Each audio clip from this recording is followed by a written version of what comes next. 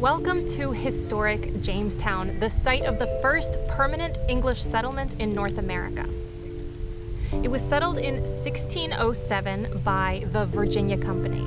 The Virginia Company was a group of investors hoping to invest in the New World to make a profit. They were granted a charter by King James I, hence the name Jamestown. It was named after King James. While the settlers arrived with this really positive and optimistic idea of how things would go for them here at Jamestown, in actuality, what actually happened was a lot more tragic. And as I'll get to more later, just downright horrifying. The settlers arriving in 1607 came over on 3 ships: the Susan Constant, Godspeed, and Discovery. These were 104 men and boys. The first women would be brought over the following year. They chose this location for their settlement because it was defensible, which would protect against Spanish ships that may be going by.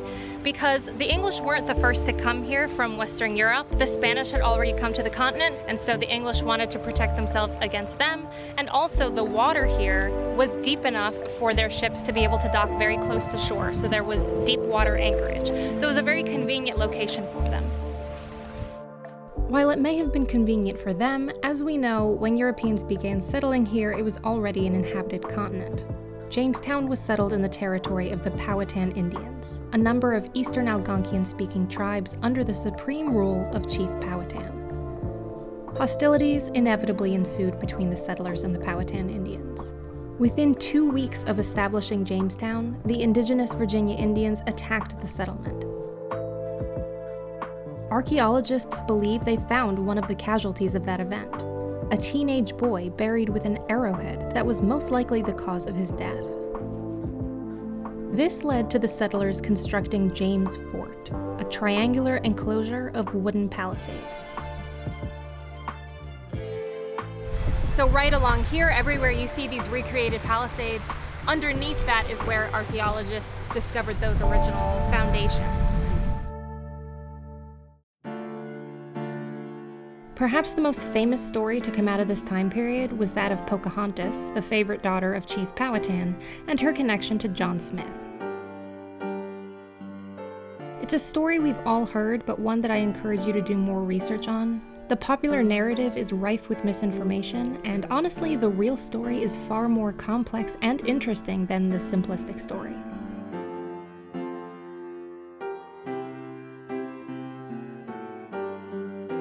It was actually within this chapel that Pocahontas married John Rolfe, which is one of the most famous weddings or marriages in American history. I encourage you again to read about the circumstances of Pocahontas, her involvement with the colonists, etc. Back to 1607. That first year at Jamestown was disastrous for the settlers. Half of the original men and boys died within the first few months, not just from hostilities with the Virginia Indians, but also due to disease and starvation. Starvation would plague the settlers for years. The relationship between the settlers and the indigenous tribes was volatile, alternating between peaceful times and mutually beneficial trade and a strained, deteriorating relationship. When 1609 rolls around, Jamestown's settlement is in extreme suffering. New supply ships have brought hundreds more settlers, and the settlers have continued to clash with the Virginia Indians. And then, in November of 1609, the Powhatan Indians lay a sort of siege to Jamestown, preventing anyone from leaving the fort to hunt or forage. In the winter of 1609 into 1610, the colonists entered something that is known as the starving time. It was full of disease and starvation. Something like 300 settlers crowded into this fort, and by the time of the following spring, only 60 had survived. What we know today, based on archaeological evidence and some contemporary accounts that have only been substantiated with archaeological evidence, is that at that time, colonists did resort to cannibalism. We know this because during an excavation, they found in a kitchen-turned trash pit the remains of animals, but also that of a young girl. She was about 14 years old, and on her skull, they found shallow marks on the forehead and then deeper marks on the back of the head that are clear indications of someone trying to access the brain. And this would have happened really quickly after she died because the brain doesn't exactly keep well after death. They don't think she was killed in order to be eaten. People were dying left and right at this time, so it would have been unnecessary. And in the 17th century, it wasn't that uncommon for animal brains to be found in recipes. So it's clear that this is what the intentions were. The person wielding the knife, the intentions were to access her brain. And it's also clear based on the method of cutting that this person was really hesitant, really unsure of what they were doing. As you can imagine, they must have been completely desperate at this time. Archaeologists have named this girl Jane. Her actual identity is unknown, but they've done a facial reconstruction based on her bones of what she could have looked like.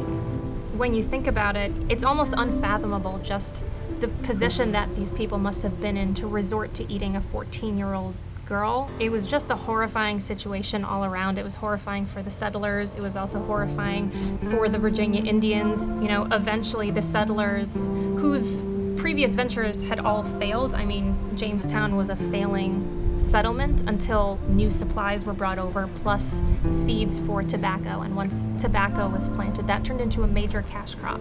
And once that cash crop started blooming, they started expanding and, growing their territory and further encroaching on these native Virginia Indians. Jamestown remained active and expanding for decades longer, replete with more violent clashes with the local tribes, until 1699 when the capital was moved to Williamsburg. You can learn more about Williamsburg in my previous video, which I will link to in the video description. It's really interesting just to think about, everyone's perspectives and goals and desires, all clashing amidst, water that was too salty to drink and food shortages and attacks from this side to that side to this side, etc. It just must have been a really intense time. Inside the archaeology museum here, they have those remains that were found that I'm going to go and look at. Photography is not permitted in areas that have human remains, and I want to comply with that.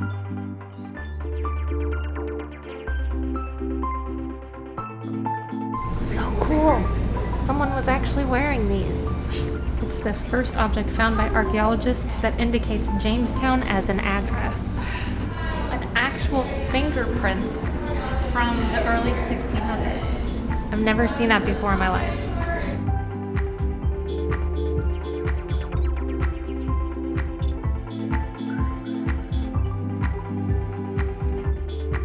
It's so interesting to me to see doodles of the early 17th century. You know how we doodle, modern day people. Look at how they drew.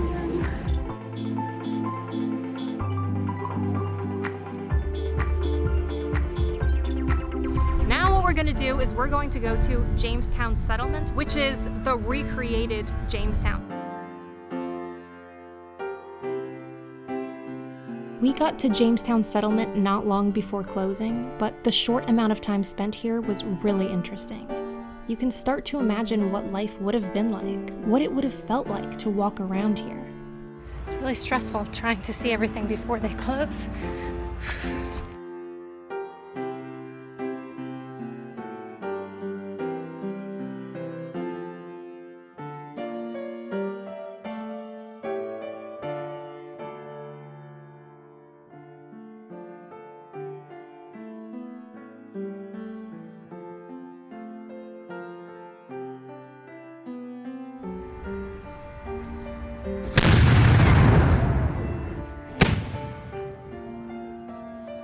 That was so much louder than I thought it would be.